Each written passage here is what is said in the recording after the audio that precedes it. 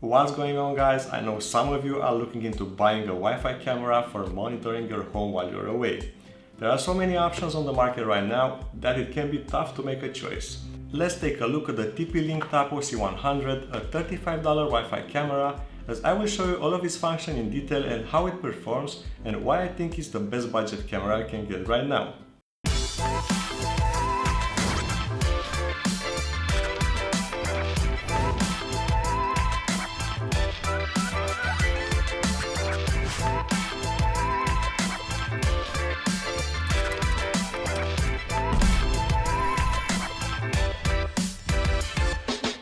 First of all, this cam is tiny and it can be installed anywhere without being too visible to outsiders. But do take into account that this is an indoor cam, and if you decide to mount it outside, you should put it under a roof to protect it from the rain. It's made out of high quality white plastic with a shiny black front, where you can also find the status LED and the 3 infrared lights. On the right side there's a reset pinhole and a micro SD slot that supports up to 128GB cards. TP-LINK claims that you can get up to 16 days of footage stored on the card. The camera has a nice flat stand that helps you mount it anywhere using the 2 included screws. On the back there's a built-in microphone and a speaker. Let's talk about the specifications. The C100 supports 1080p video resolution, two-way audio, 2.5 GHz Wi-Fi and night vision of up to 10 meters. The Tapo app is pretty well thought and easy to use even for a beginner. On the main page you have all the connected cameras and their status. After selecting a camera, it shows all of the functions like the photo and movie recording buttons, the volume of the camera microphone, a button that lets you talk in the camera, and the playback and memory button. Here you can check out the motion recorded events in the first playback tab by selecting the date when they were recorded. In the second memory tab, you have the photos and videos you have manually recorded and saved on the card. Do note that the storage will be overwritten at some point, as the camera is set to record in loop mode as default. A few nice to have functions that are included here are the privacy mode and the alarm. The privacy mode keeps the camera online, but it stops any monitoring or recording, and it can be used when you are at home, for example. The alarm can be set to trigger lights and sounds when motion is detected, as the camera does have very good motion detection. It tracks the changes of the pixels in the scene, and for regular indoor usage is good enough. It does also feature a more advanced AI detection like wide and real-in cameras have, but this one requires the Tapo Care plan, which we'll talk about later. In reality, you only need more advanced subject detection for outdoor cameras, where you could have trees or other plants or insects moving, so the camera can alert you when a person comes in the scene. In the camera settings you have the options to invert the image, to turn the LED on or off, to set the video quality, the recording schedule and when to auto reboot. There are also some advanced settings like distortion correction for the lens, power line frequency setting to eliminate potential flickering caused by the lights, and the on-screen display settings.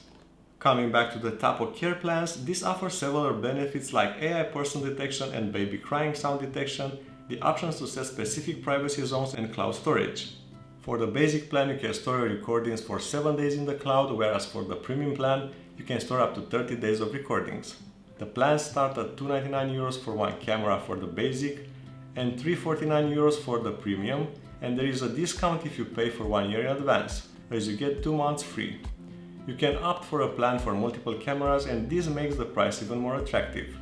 As you can see, the plans they offer are really cheap and one of the best in the market right now. Let's talk about the quality of the recorded videos. In broad daylight, the camera performs very well, the details are good for a full HD resolution. Check out the samples provided and the distance where the text becomes blurry.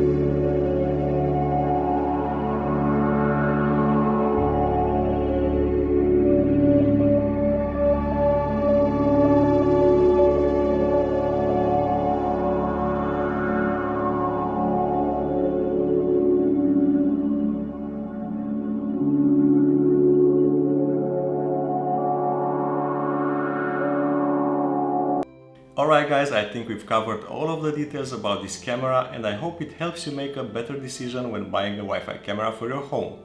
I do recommend it because it offers a lot of features in a compact package, and at around $35 this makes it a very attractive offer. You may find cheaper no-name cameras on AliExpress, but those often offer a very bad software experience with spotty connections and the sensors are often lower quality, so I don't recommend them. Let me know what you think in the comments, and if you found it helpful, don't forget to drop a like and subscribe for more videos like this. I'll see you in the next one.